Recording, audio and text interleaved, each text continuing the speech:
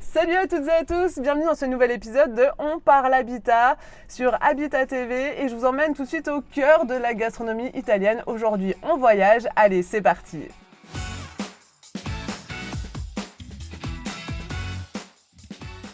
Nous sommes dans un cadre un peu différent de ce que vous avez pu voir dans les épisodes précédents. Nous sommes ici au cœur d'un restaurant, la Bruschetta. À mes côtés, son fondateur Lino. Bonjour Lino.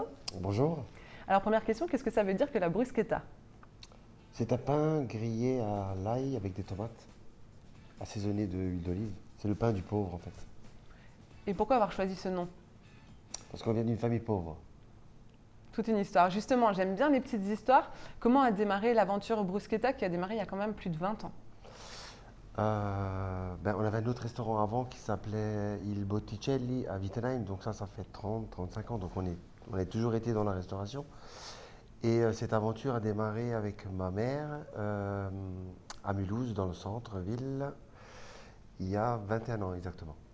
Et alors c'est vrai que vous nous accueillez ici dans un cadre somptueux. Comment vous avez pensé ce cadre-là ? Enfin, quand on rentre, on a envie de dire waouh quoi. Il y a la petite Fiat derrière nous. Je pense que les gens qui avaient avant, ils ont eu du mal aussi à créer une ambiance. Et voilà, donc moi j'ai juste mis mon âme, c'est tout. Mais on le voit, hein, il y a des bouts de vous. Il y a votre fils qui est dans la marmite là en haut. Oui, c'est ça. Lui aussi, il va tomber dans la marmite de la restauration ou il est peut-être déjà dans la marmite restauration. En tout cas, il est très gourmand pour le moment, ça c'est sûr. C'est bon signe, les moyens sont ouverts. Voilà, Et alors quand on vient à la Bruschetta, qu'est-ce qu'on peut manger ? C'est quoi vos spécialités ? C'est quoi votre touche, votre pâte ? Alors on fait des gnocchis maison. Donc c'est à base de pommes de terre et 30% de farine.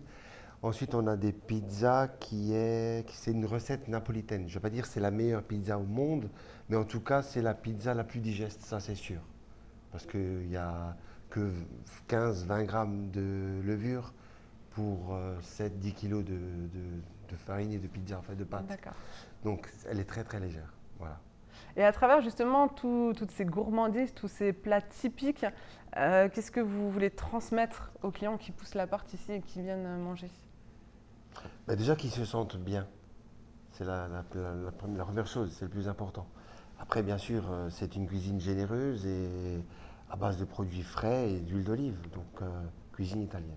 Et justement, d'où viennent vos produits ? Un peu partout d'Italie. Wow. Vous allez les chercher vous, les sélectionner ou comment vous fonctionnez ? On les sélectionne et on se fait livrer la majeure partie des produits. L'huile d'olive, tous les vins et on a des fournisseurs italiens sur place, donc comme les pâtes, le parmesan et la charcuterie. Mes crèmes de truffe, ça vient d'Italie, la truffe aussi, l'huile d'olive, des pouilles, le vin un peu de partout. Pas mal de fournisseurs aussi, ouais. Et vous, quel est votre plat préféré ? Le ragoût. Le ragoût ? Pourquoi ? C'était un plat typique du dimanche de ma grand-mère.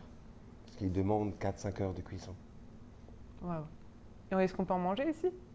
Parfois, oui. Parfois oui. Alors il faut rester à l'affût quoi. C'est ça. Merci beaucoup Lino. Je vous en prie. Je vous propose de passer à notre prochaine rubrique, la rubrique Pile ou Face.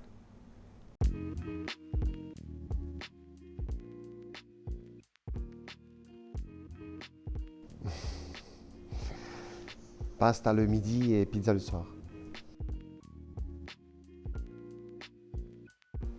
Rome, Pourquoi ? capitale du monde. Sicile, Pourquoi ? architecture. Oh, les deux.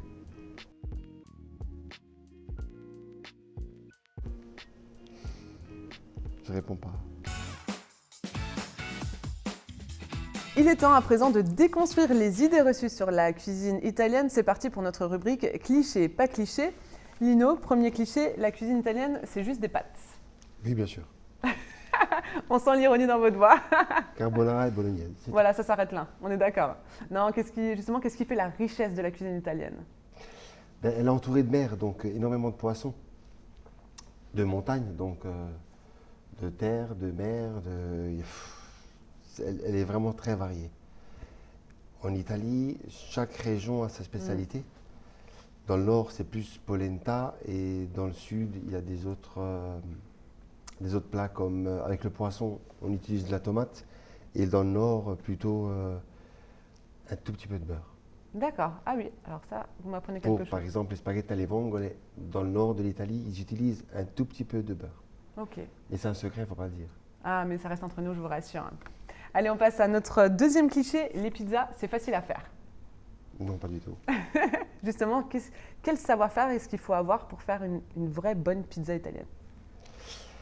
C'est le temps de repos et le grammage de levure qui est important. L'eau, importante, la température, le sel, il y a tout. À l'époque,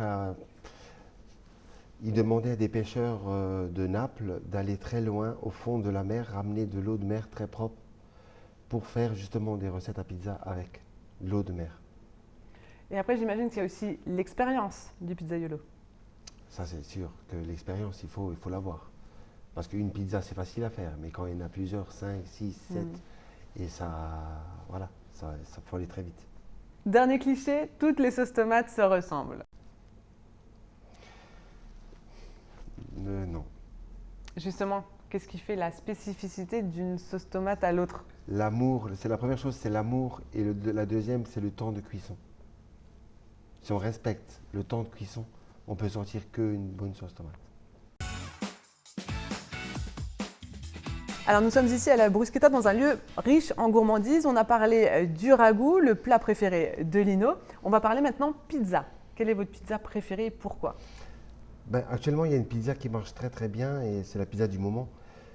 Elle est extraordinaire parce que c'est une pizza sur laquelle on fait griller un poulpe. Dans la poêle, il y a une tentacule de poulpe qu'on a fait griller très tendre parce que elle est mijotée dans l'eau pendant des heures et avec des gambas. Et ensuite, de la poêle, on met sur la pizza et on la sert à table. Elle est extraordinaire.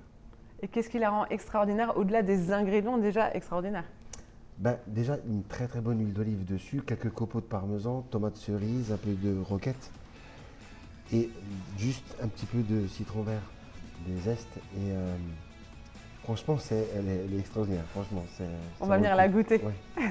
Merci beaucoup Lino. Je vous en prie. Notre émission touche à sa fin. N'hésitez pas à aller sur nos réseaux sociaux et notre site internet pour découvrir tous les épisodes précédents. Moi, je vous dis à bientôt en forme avec le sourire. Salut!